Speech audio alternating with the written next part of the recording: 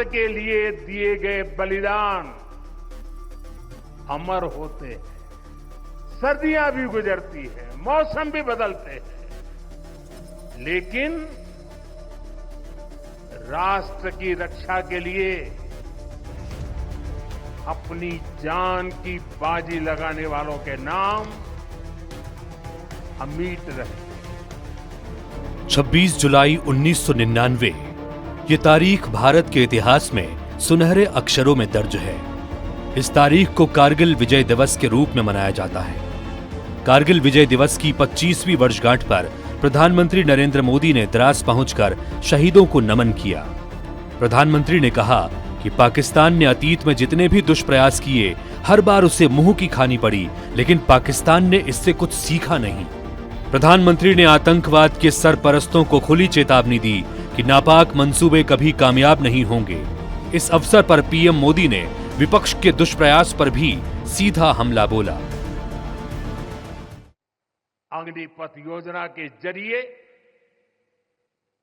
देश ने इस महत्वपूर्ण सपने को एड्रेस किया है।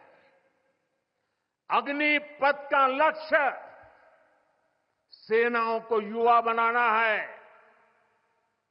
अग्निपथ का लक्ष्य सेनाओं को युद्ध के लिए निरंतर योग्य बनाए रखना है। दुर्भाग्य से राष्ट्रीय सुरक्षा से जुड़े इतने संवेदनशील विषय को कुछ लोगों ने राजनीति का विषय बना दिया है।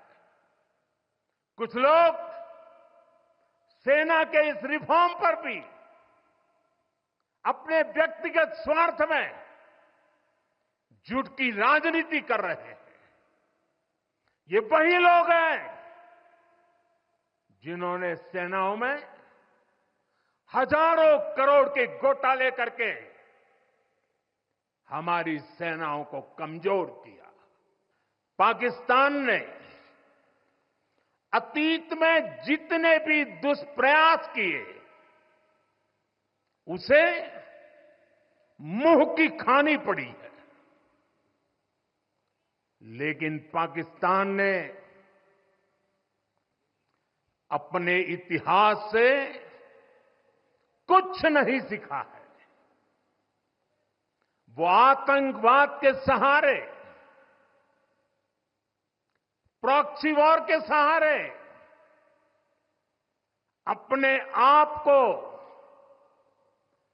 प्रासंगिक बनाए रखने का प्रयास कर रहा है। लेकिन आज जब मैं उस जगह से बोल रहा हूं जहां आतंक के आकाओं को मेरी आवाज सीधे सुनाई पड़ रही है, मैं आतंकवाद के इन सरपरस्तों को कहना चाहता हूं कि उनके नापाक मंसूबे कभी कामयाब नहीं होंगे। मैं तो हैरान हूं, कुछ लोगों की समझ को क्या हुआ है, उनकी सोच को क्या हो चुका है। ऐसा भ्रम फैला रहे हैं कि सरकार पेंशन के पैसे बचाने के लिए ये योजना लेकर आई है। मैं जरा ऐसे लोगों की सोच से शर्म आती है, लेकिन मैं ऐसे लोगों से पूछना चाहता हूं, जरा कोई मुझे बताए, आज मोदी के शासनकाल में जो भर्ती होगा, क्या आज ही उसको पेंशन देना है क्या? उसको पेंशन देने की नौबत 30 साल के बाद आएगी, और तब तो मोदी 105 साल का हुआ होगा, और तब न भी मोदी की सरकार होगी। क्या मोदी जब 105 साल का होगा, 30 साल के बाद जो पेंशन बचेगा, उसके लिए मोदी ऐसा राजनीतिक है जो आज गाली खाएगा? क्या तर्क दे रहे हैं? लेकिन साथियों,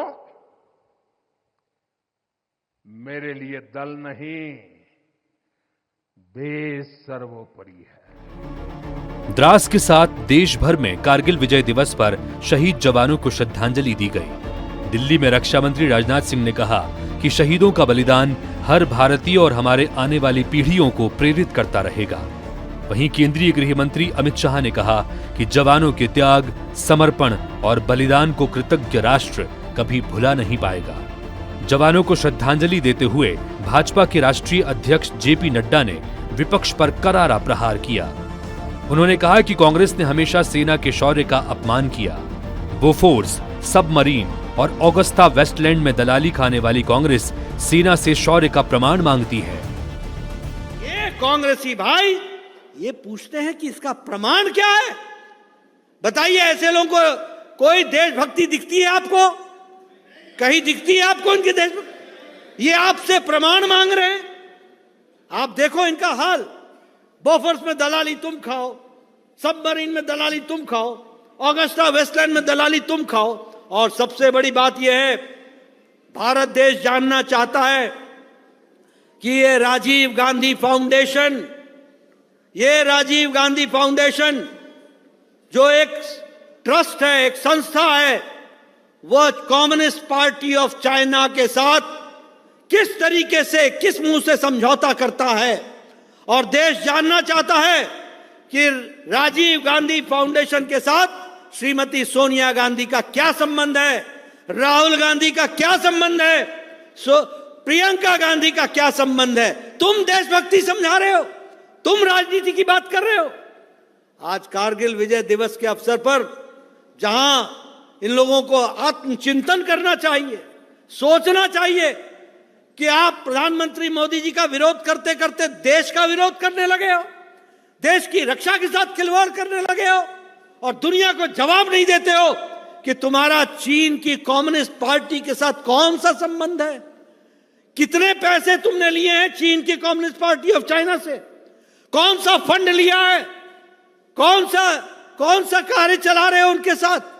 ऐसे लोग जब देशभक्ति की बात करते हैं तो शायद हमारे वीर जवानों के ऊपर एक तरीके से वो उनके जो घाव होंगे उनको वो ताजा करने का प्रयास करते हैं। कारगिल विजय दिवस पर छत्तीसगढ़ सहित 6 राज्यों की भाजपा सरकारों ने अग्निवीरों को तोहफा दिया है। छत्तीसगढ़, मध्य प्रदेश, यूपी, उत्तराखंड, गुजरात और ओडिशा में अग्निवीर की नौकरी करके आए युवाओं को पुलिस भर्तियों में आरक्षण दिए जाने की घोषणा की गई है। छत्तीसगढ़ में मुख्यमंत्री विष्णुदेव साय ने कहा कि अग्निवीरों को सेवा से वापसी के बाद पुलिस सेवा में आरक्षक, वन रक्षक और जेल प्रहरी जैसे पदों पर प्राथमिकता के आधार पर समायोजित किया जाएगा। इसके साथ ही छत्तीसगढ़ भाजपा प्रदेश अध्यक्ष किरण सिंह देव सहित तमाम नेताओं ने भी मातृभूमि की रक्षा करने वाले देश के सभी सपूतों को नमन किया। इस वीडियो को लाइक और शेयर जरूर करें। साथ ही बेल आइकन दबाकर भाजपा संगवारी को सब्सक्राइब भी कर लें।